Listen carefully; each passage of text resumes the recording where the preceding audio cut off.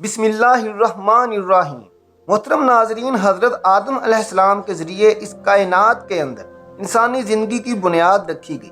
اسی طرح اللہ تبارک و تعالیٰ نے اس روئے زمین پر بے شمار قوموں کو آباد فرمایا اور ان قوموں کی طرف اپنے بے شمار انبیاء اکرام کو مبعوث فرمایا۔ ہر ایک قوم کی طرف مختلف انبیاء کرام ان کی رشد و ہدایت کے لیے تشریف لائے، یہاں تک کہ 1,24,000 کم و بیش انبیاء کرام علیہ السلام اس روئے زمین پر جلوہ افروز ہوئے، اور پھر اللہ رب العزت نے اپنے حبیب حضرت محمد مصطفیٰ صلی اللہ علیہ وآلہ وسلم پر نبوت کا دروازہ بند کر دیا، اور اب قیامت تک کوئی بھی نبی اس دنیا میں تشریف نہیں لائے گا۔ پیارے دوستو، اس طرح بے شمار انبیاء کرام اپنے اپنے وقت میں اپنی اپنی قوموں کی طرف آئے اور دنیا سے واپس چلے گئے۔ دوستو، سب سے پہلے آپ اپنے ذہن میں یہ ایک بات بٹھا لیں کہ اللہ کے جتنے بھی انبیاء کرام علیہ السلام اس دنیا میں آئے وہ آج بھی اپنی اپنی قبروں میں موجود ہیں اور بے شک اپنے اپنے مقصد میں کامیاب ہیں۔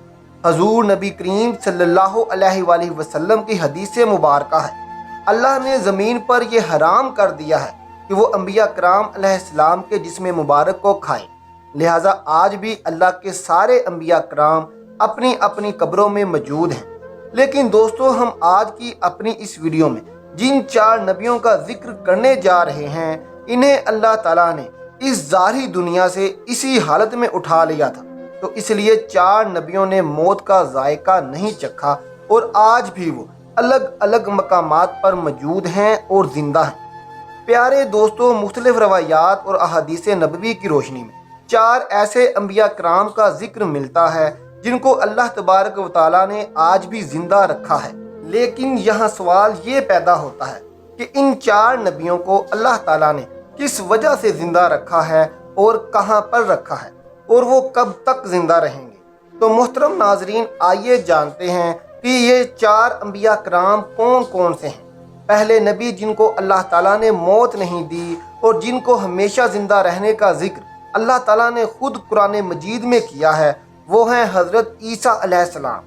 جب حضرت عیسیٰ علیہ السلام نے نبوت کا اعلان کیا تو انہوں نے اپنے ارد گرد کے لوگوں کو جمع کر کے فرمایا کہ میں آپ کو اللہ کے دین کی دعوت دیتا ہوں۔ وہ لوگ یہودی قوم سے تھے، انہی کی دین سے کتاب میں لکھا تھا کہ اللہ کا ایک نبی آئے گا جو یہودیوں کے دین کو ختم کر دے گا۔ اسی ڈر سے یہودیوں نے آپ کو قتل کرنے کا منصوبہ بنا لیا۔ آپ یہودیوں کو اللہ کے دین کا حکم دیتے رہے اور ان پر اس کی کوئی پرواہ نہ ہوتی۔ جب آپ علیہ السلام کو یقین ہو گیا کہ اب یہ لوگ میری کسی بات کا یقین نہیں کریں گے اور یہ جہالت پر ہی رہیں گے، ایک دن آپ نے سب یہودیوں کو اکٹھا کیا اور کہا کہ آپ میں سے کون اللہ کے دین پر ایمان لائے گا۔ ان میں سے تقریباً 12 یا 19 لوگوں نے حضرت عیسیٰ علیہ السلام پر ایمان لائے اور کہنے لگے کہ عیسیٰ علیہ السلام ہی ہماری بخشش کا ذریعہ بنیں گے۔ باقی لوگوں نے دین اسلام قبول نہ کیا اور یہودی ہی رہے۔ ایک وقت ایسا آیا کہ یہودیوں نے آپ علیہ السلام کو قتل کرنے کا پکا منصوبہ بنا لیا تھا۔ انہوں نے ایک تو طیانوس نامی شخص کو مقرر کیا کہ وہ آپ کو قتل کر دے۔ جب طیانوس آپ علیہ السلام کے پاس جا رہا تھا تو اللہ تعالیٰ نے ایک فرشتے کو حکم دیا کہ جاؤ اور حضرت عیسیٰ علیہ السلام کو آسمان کی طرف اٹھا لاؤ۔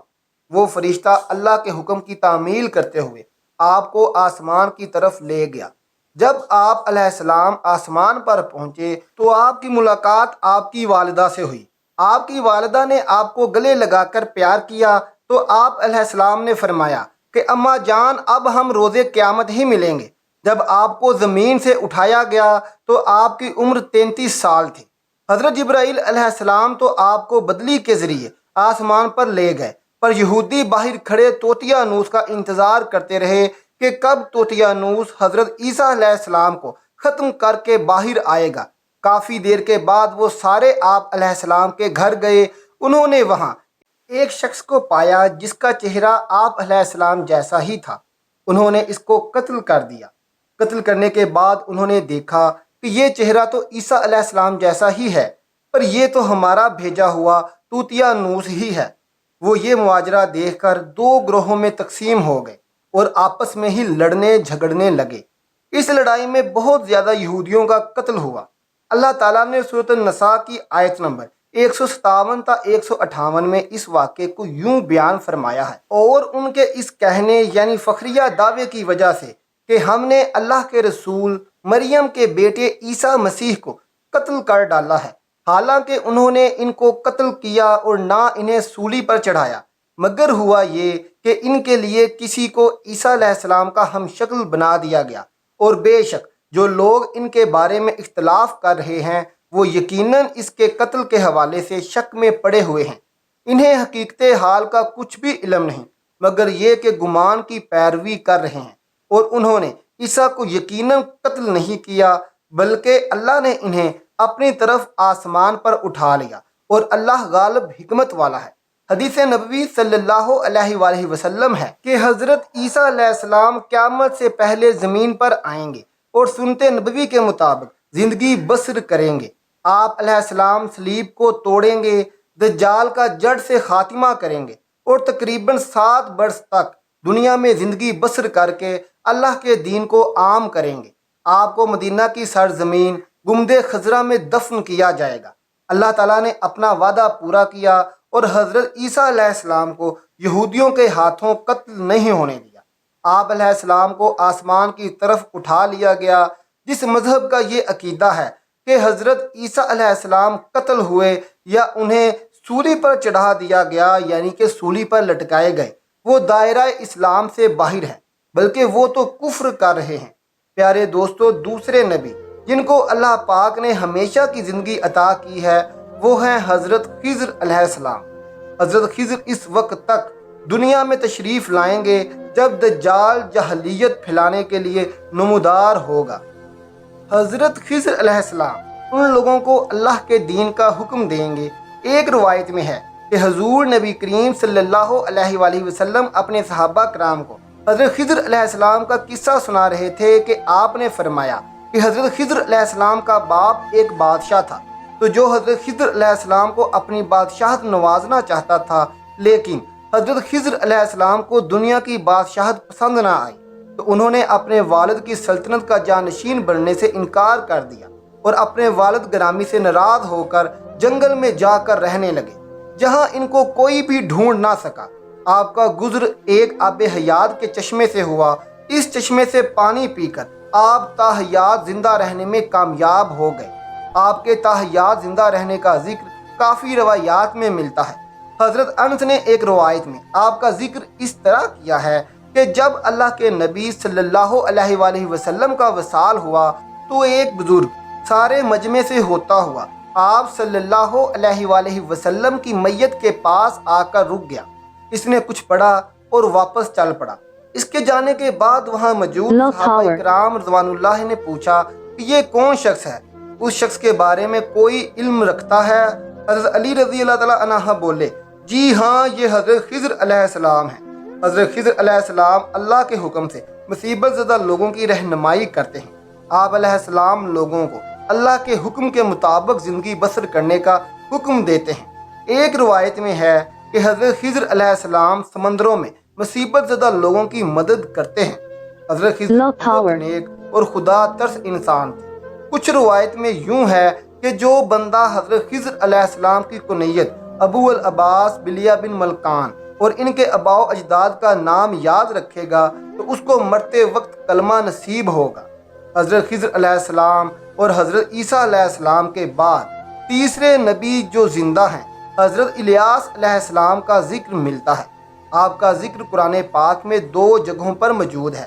تفسیر مظہری میں مذکور ہے کہ حضرت الیاس علیہ السلام کو ایک نورانی گھوڑے پر بٹھا کر آسمان کی طرف لے جایا گیا تھا۔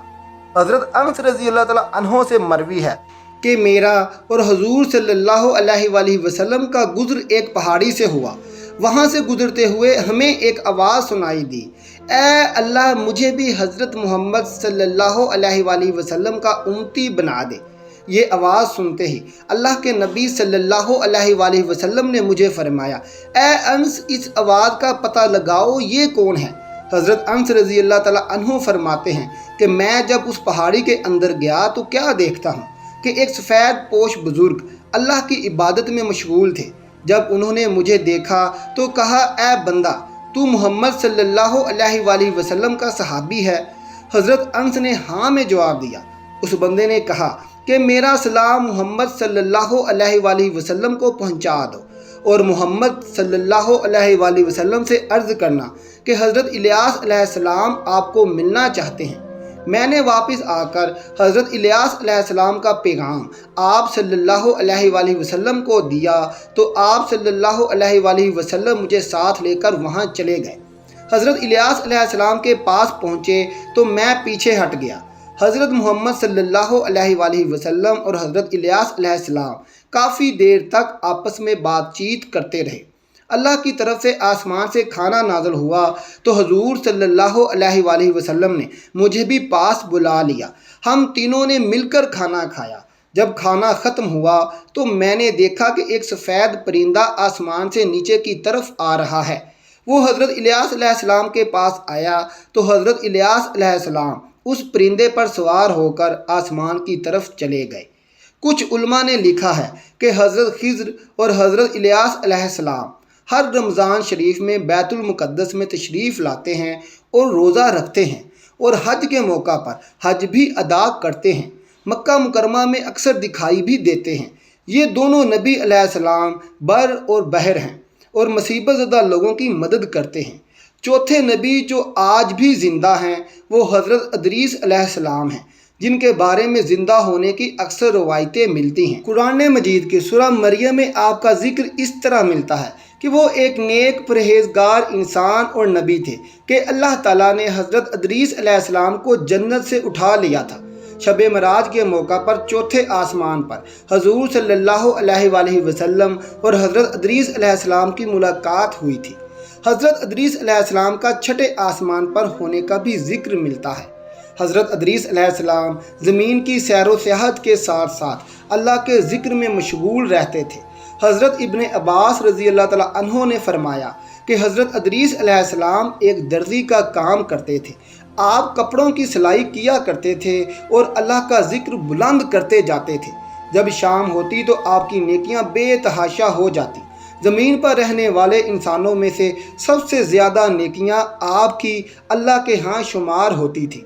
آپ کو زندہ آسمان کی طرف اٹھا لیا گیا تھا، پر آپ نے موت کے فرشتے سے کہا کہ مجھے موت کا مزہ چکھنا ہے۔ آپ کے کہنے پر موت کے فرشتے نے آپ کی جان نکال لی اور پھر اللہ کے حکم سے آپ کو دوبارہ زندہ کر دیا۔ آپ علیہ السلام نے فرشتوں سے درخواست کی کہ میں دوزخ کو دیکھنا چاہتا ہوں۔ پھر آپ کو دوزخ میں لے جایا گیا۔ پھر آپ نے جنت کی سیر کرنے کا کہا۔ آپ کے کہنے پر آپ کو جنت میں داخل کیا گیا۔ جنت دیکھنے کے بعد آپ علیہ السلام نے فیصلہ کیا کہ میں یہاں ہی رکنا پسند کروں گا۔ فرشتے نے آپ علیہ السلام کو کہا کہ آپ اپنے مقام کی طرف جائیں۔ اس وقت اللہ تعالیٰ کی طرف سے فرشتے کو حکم ملا کہ ادریس علیہ السلام کو یہاں ہی رہنے دیا جائے۔ محترم ناظرین، یہ تھی ہماری آج کی ویڈیو۔ آپ کو کیسی لگی کمنٹ باکس میں ہمیں ضرور بتائیے گا۔ اللہ حافظ۔